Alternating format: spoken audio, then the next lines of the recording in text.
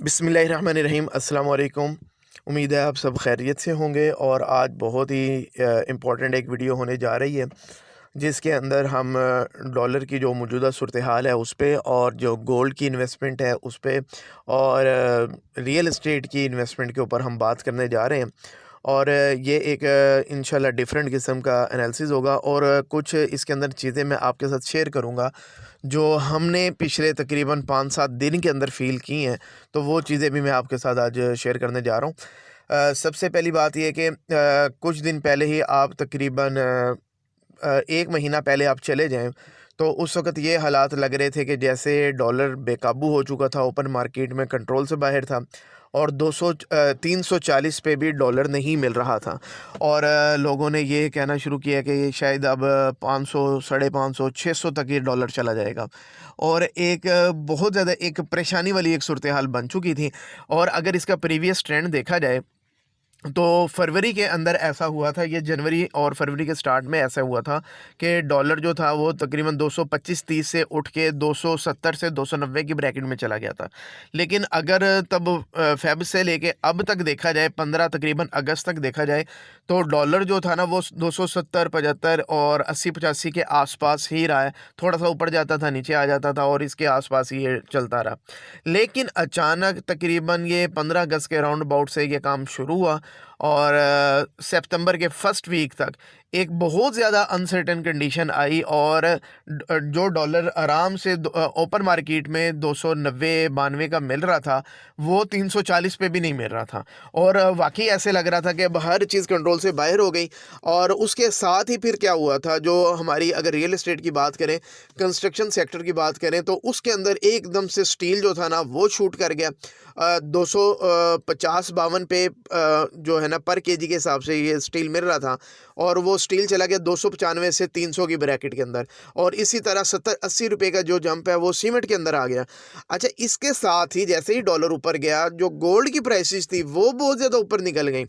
तो daily basis पे 3-3, 4-4 हज़ार का पर तोले पे फ़र्क आना शुरू हो गया। तो हम क्योंकि पहले क्लेम करते रहे थे कि डॉलर ने ऊपर नहीं जाना, ये 300 के आसपास ही रहेगा, 300। जब ये सिचुएशन बनी तो हमें बहुत ज़्यादा लोगों ने मैसेजेस करने शुरू किए कि आपकी बात सुनने के बाद हमने जो है ना पैसा ना हमने उधर लगाया, गोल्ड में लगाया, ना हमने उसमें डॉलर्स में लगाया। आज हम भी डॉलर लेके रखते तो 340 पे भी नहीं मिल रहा और शायद ये आगे 400, 450, 500 पे जाएगा। तो कितनी हमारी इन्वेस्टमेंट 30, 40, 50% इन्वेस्टमेंट हमारी बैठे बैठे इंक्रीज हो जानी थी। तो अब हमारे पास इस चीज़ का जवाब नहीं था। लेकिन फिर आपको पता है कि एक बड़ा सीवियर किस्म का क्रैकडाउन शुरू हुआ है और उस क्रैकडाउन के नतीजे में वो जो 340 पे जो है ना मिल नहीं रहा था, आज 290-91 का रेट चल रहा है ओपन मार्केट का। लेने वाला कोई नहीं है, देने वालों की लाइनें हैं। पहले 4-5 जो मिलियन डॉलर पर डे के हिसाब से जो ये थे एक्सचेंज वाले ये जमा करवा रहे थे स्टेट बैंक ऑफ पाकिस्तान को। लेकिन अब डेली तकरीबन 20 मिलियन तक डॉलर जमा करवा रहे हैं। देने वालों की लाइनें लगी हुई हैं, लेने वाला कोई बंदा अब है कोई नहीं।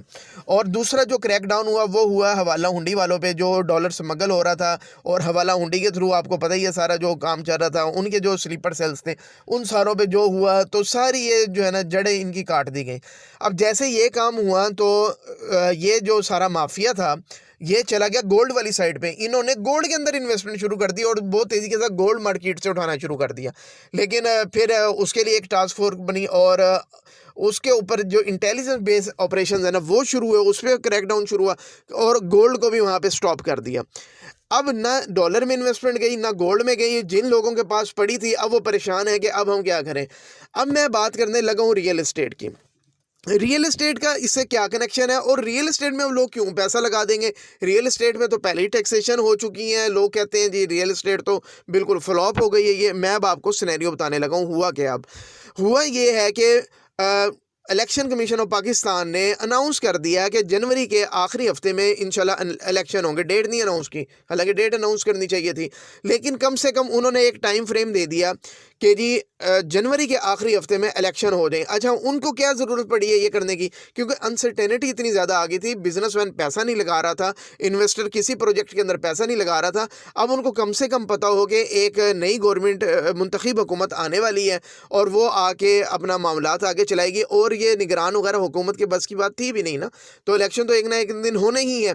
तो आज ये बात है तकरीबन सितंबर के लास्ट वीक इंशाल्लाह ये चल रहा है, 3 महीने रह गए हैं।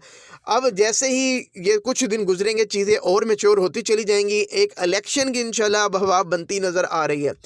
और जैसे ये हवा बनती नज़र आएगी रियल एस्टेट के अंदर, मैं बताऊं कि पिछला जो 5-7 दिन थे उसके अंदर हमें एक अजीब ट्रेंड मिला कि पहले जो है ना हमारे पास ज़ाहिर आपको पता है व्हाट्सएप कम्युनिटी ग्रुप है, उसका लिंक नीचे आ भी रहा है, उसको आप ज्वाइन भी कर सकते हैं जो रियल एस्टेट इन्वेस्टमेंट वाले से है। तो पहले हमें जो लोग कांटेक्ट करते थे वो हमारे पुराने लोग चलते आ रहे थे, और वो जो बिलोंग कर रहे थे यूके से और सऊदीया से और फिर दुबई वाली साइड से।